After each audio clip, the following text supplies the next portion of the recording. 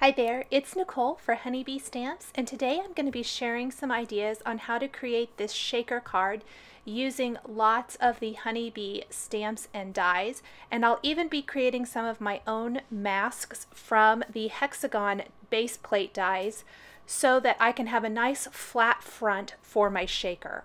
I've started by die cutting this Hexagon stipple plate from some yellow cardstock. This is a nice sunflower type of cardstock, and I originally thought that these stencils from Honeybee were going to work, but they don't line up. And I wanted to be able to give this stipple plate some nice texture with distress ink so that it has more of a dimensional look, but it's still going to remain flat. And the way I achieved that was to create my own masks. So from some regular printer paper, and this is a little bit heavier weight printer paper, so it's not going to be super flimsy, I die cut, first of all, the Hexagon base plate, or pardon me, the middle plate. And I am going to just tape it in place over my stipple plate background, and I am going to ink this up with fossilized amber distress ink. This is going to give some nice detail to all of those little hexagon areas there inside and immediately give my background a little dimension. This is going to make it so much easier to cut through than if I tried to die cut all these layers and layer them one on top of another and then die cut through them to create my shaker window. So there's my first layer, which is lovely the way it is, but I wanted to go ahead and add even more dimension and layering. So I die cut the Hexagon base plate from some printer paper as well. Again, line it up. Go ahead and tape it in place with some little post-it tape, and then I'm using Rusty Hinge Distress Ink. And with this, I am not going over the whole thing. I'm kind of just doing a light hand all over the place for a more inconsistent look. And I even saved my stencils and put them in the back of the packaging where I keep all of my dies, so that if I want to do something similar again, I already have a stencil. So there, I'm just going to tuck it in the back, put my die away, and I have it for next time.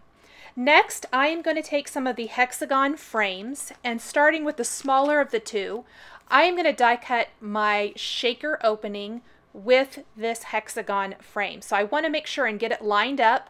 I'll use some post-it tape to hold it in place and then simply run that through my Big Shot.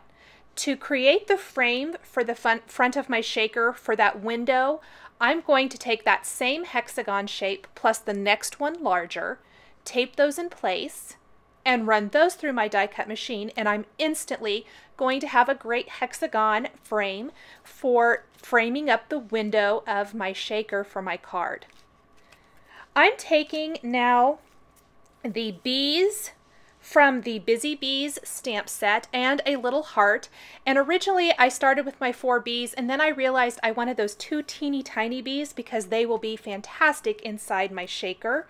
So I am stamping all of these images on some smooth white cardstock using a black ink for Copic coloring, and then I'm simply going to color these in. These are fairly small images, so really quick coloring, only about 2 shades per color is all that's needed for some great blending. A couple of shades of gray, a little R20 for the cheeks, some yellows for the alternating stripes, and then some blue violets in very, very light shades for the wings to kind of give them that iridescent look. I'll add a little wink of Stella clear glitter brush pen to those after I have them die cut for even more of that glittery kind of look, so that they look even more like bee wings, I think. All the colors of Copic markers I'm using are shown across the bottom of the screen for easy reference. Once I have everything colored in, I will be die cutting these with the coordinating Busy Bees dies. I like to take a little post-it tape, tape them all in place, and run it through with one pass of my machine. That way I can get all of these images die cut just with one pass, and I'm ready to go and move on to building the shaker for my card. Anywhere that I think the wings maybe got a little heavy, I did go in with the colorless blender and kind of push that ink out. So I'm going to pop out all of my little bees and heart now. I like to save my Post-it tape and reuse it if possible. Get the most uses that I can from that. And I've got my window now, I've got my greetings that I want to use, and I want to just lay out my bees and make sure that I like where everything goes, everything is going to fit before I go ahead and start adhering anything. So my greeting is actually going to sit on front of the transparency window, and I have a little piece of transparency I've cut to fit behind that hexagon shape. I like to do the greeting on the front of the window so that it's visible at all times. In order to do this, I'm going to go ahead and attach my transparency to the back of my frame. I've also die cut and inked another panel that's going to be the back of the shaker panel so that I never lose any of that hexagon beehive type look. And I'm going to use a combination of a die cut greeting and a stamped greeting. In order to stamp on the transparency window, I'm going to need to use a Stazon ink, something that's not going to smear. So I'm going to use some Stazon ink in black. Once I have that lined up where I want it to go, I'm going to go ahead and stamp that. I like to use the Misty. In the event it doesn't stamp very well, I can always stamp it twice. Another tip is if you stamp it and it is not exactly where you want it to go or it doesn't look quite right, you can always wipe it off with a little Ultra Clean cleaner and start over. On the back of the front of my shaker panel now, I'm going to go ahead and double up some foam adhesive.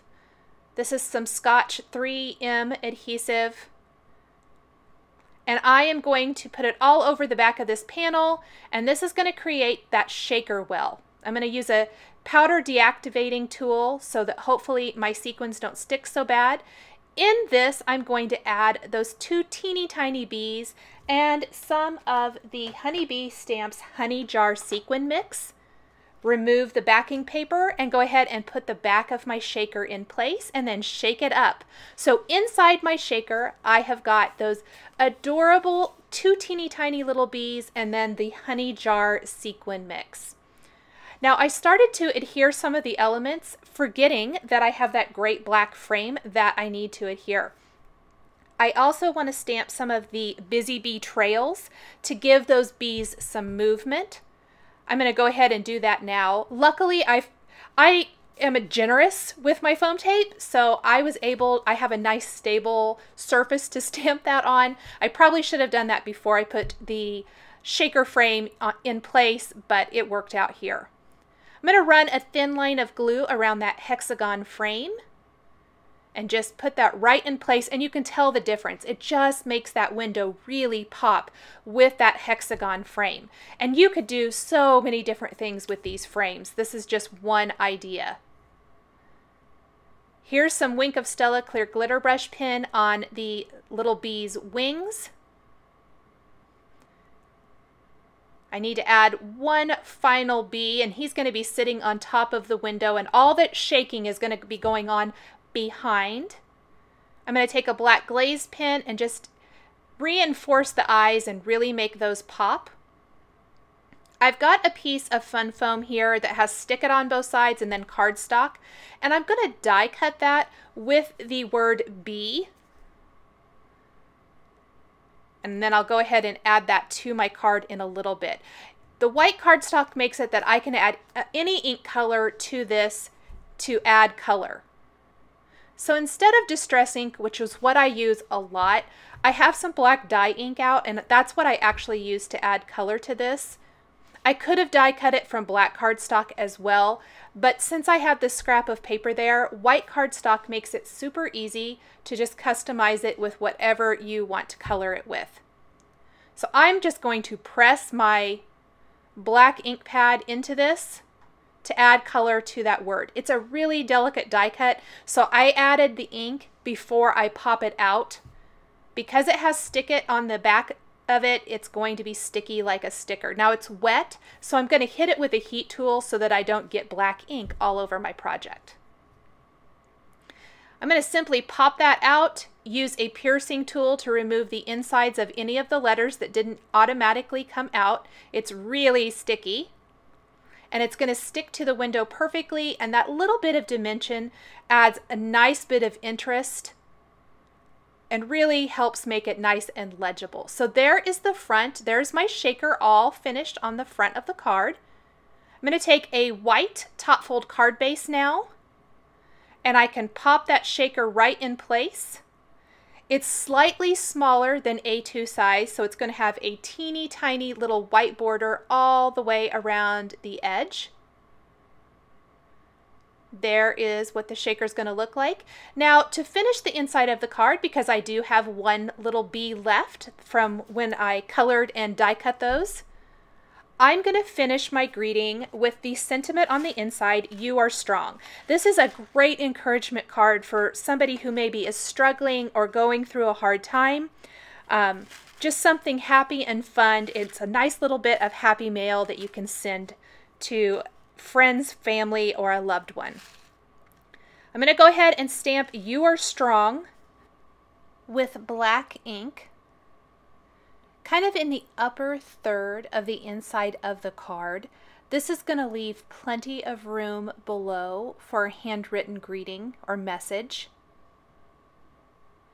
On either side of "You are strong," I'm going to stamp the parentheses.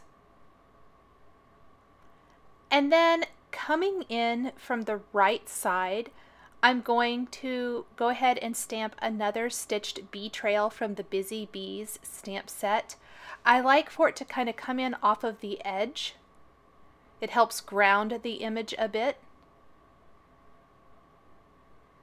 Stamp this again with black ink, and then I can attach the bee kind of floating up there, up above the greeting. This is the last bee from all of those bees I created earlier in the video. And this helps complete the card and finishes it off and brings a little bit of the front of the card to the inside.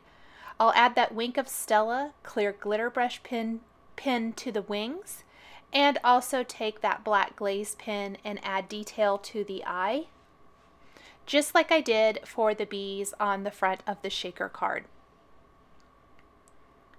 On the front, I'm going to take a bit of glossy accents and coat that little heart to make a nice little glossy heart accent there.